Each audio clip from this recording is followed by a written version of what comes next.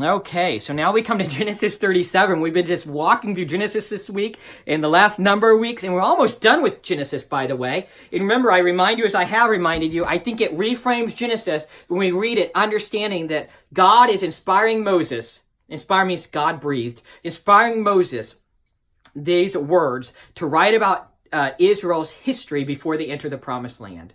So Moses is writing this after the exile to Egypt, after the exile from Egypt, after the rescue from Egypt, to educate the people about their land. And now they're going to be educated about Joseph. And Joseph's who led them into Egypt to rescue them.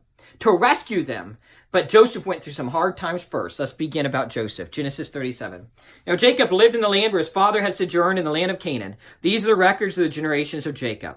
Joseph, when 17 years of age, was pasturing the flock with his brothers while he was still a youth, along with the sons of Bilhah, the sons of Zilpah, his father's wives. And Joseph brought back a bad report about them to their father. Joseph is being a tattletale, a narc. Now Israel loved Joseph more than all his sons because he was a son of his old age, and he made him a varicolored tunic, a multicolored coat, okay? Joseph was much loved. His brothers saw that their father loved him more than all his brothers, and so they hated him and could not speak to him on friendly terms. He's also tattling on them, and they don't like that. Then Joseph had a dream, and when he told it to his brothers, they hated him even more. He said to them, "Please listen to this dream which I have had. For behold, we were binding sheaves in the field, and lo, my sheaf rose up and also stood erect. And behold, your sheaves gathered around and bowed down to my sheaf." Now, this is prophetic because this does happen.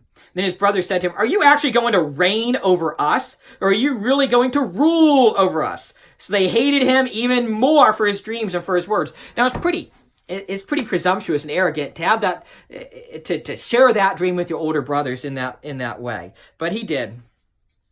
Now he had still another dream and related to his brothers and said, "Lo, I have had still another dream. And behold, the sun and the moon and the 11 stars were bowing down to me." Imagine how that would be perceived. Verse 10. He related to his father and to his brothers. His father rebuked him. So Jacob did rebuke him for this and said to him, "What is this dream that you have had? Shall I and your mother and your brothers actually come to bow ourselves down before you to the ground?" Now, by the way, Rachel had already died by this point, so it's not clear why she is listed. What is most likely in verse 10 is that this was a general familial statement. Well, basically, he's saying, will your whole family bow down? This would include a stepmom from the concubines or another wife, okay, because his mother has already died. Now, there is a thought that this may not be chronological, but in Genesis 35:24, it did record the death of Rachel. But now it's probably just a general familiar statement where your whole family bow down to us, to you. Verse 11. His brothers were jealous of him, but his father kept the saying in mind. His father kept this in mind. Then his brothers went to pasture their father's flock in Shechem. Israel said to Joseph, "Are not your brothers?" Remember, Israel is Jacob. Jacob is Israel. And so Israel said to Joseph, "Are not your brothers pasturing the flock in Shechem? Come, and I will send you to them." And he said to him, "I will go." Then he said to him, "Go now and see about the welfare of your brothers and the welfare of the flock, and bring word back to me." So he sent him from the valley of Hebron, and he came to Shechem. A man found him, and behold, he was wandering in the field, and the man asked, "What are you looking for?" He said, "I'm looking for my brothers. Please tell me where they are pasturing the flock." Then the man said, "They have moved from here, for I heard them say, 'Let's go to Dothan.'" So Joseph went after his brothers and found them at Dothan. When they saw him from a distance and before he came close to them, they plotted against him and put him to death.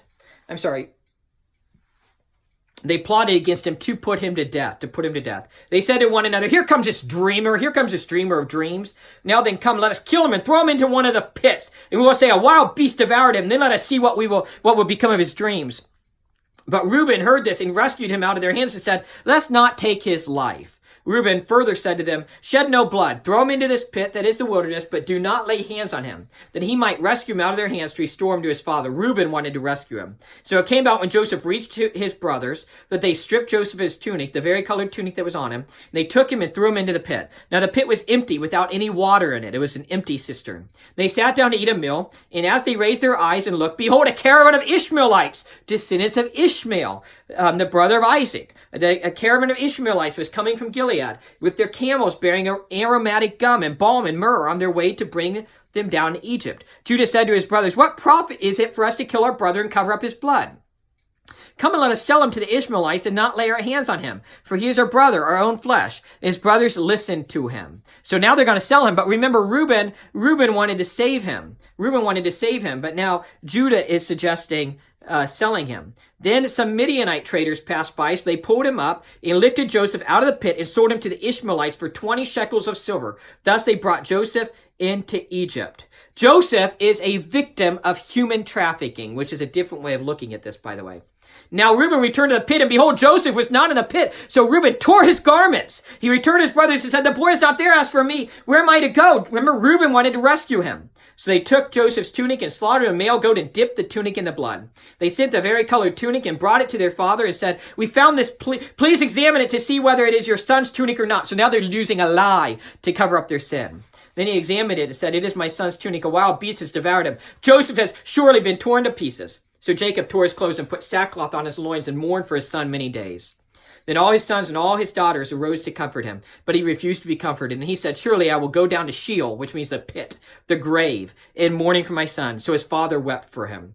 Meanwhile, the Midianites sold him in Egypt to Potiphar, Pharaoh's officer, the captain of the bodyguard. That's the beginning of Joseph. Now, chapter 38, which we'll get into tomorrow, begins this weird history with Jacob's son, Judah, and Tamar. And we'll stop there for today. Have a good day in the Lord. God bless.